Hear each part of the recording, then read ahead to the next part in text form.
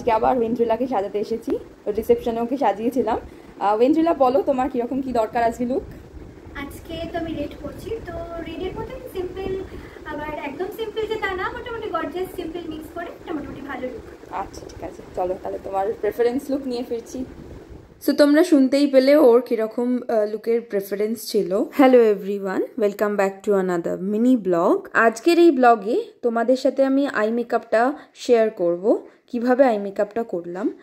এই আই মেকআপটা শপারেলের একটা প্যালেট থেকে করেছি। যেহেতু ও রেড কালারের শাড়ি পরেছে, তো সেই ওয়াইজ একটা কাট ক্রিজ মতন একটা আই মেকআপ করেছি, বাট কাট ক্রিজ কিন্তু যেরকম নর্মালি কাট ক্রিজ হয় সেরকম কিন্তু করিনি। তোমরা দেখতে থাকো কিভাবে করলাম। এই আই মেকআপটা খুবই সিম্পল অ্যান্ড ইজি, তোমরাও ট্রাই করতে পারো।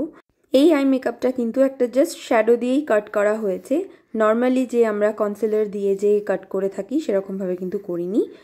খুবই ইজি প্রসেসে করা হয়েছে অ্যান্ড তোমরা জানিও তোমাদের কেমন লাগলো আজকের এই মেকআপটা।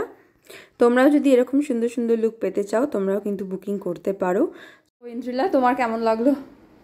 খুব সুন্দর, মানে এত সুন্দর লুকটা ক্রিয়েট হয়েছে, আমি নিজেই বুঝতে পারিনি যে এত ভালো হবে। খুব সুন্দর হয়েছে, আমি ভীষণ পছন্দ। Thank you.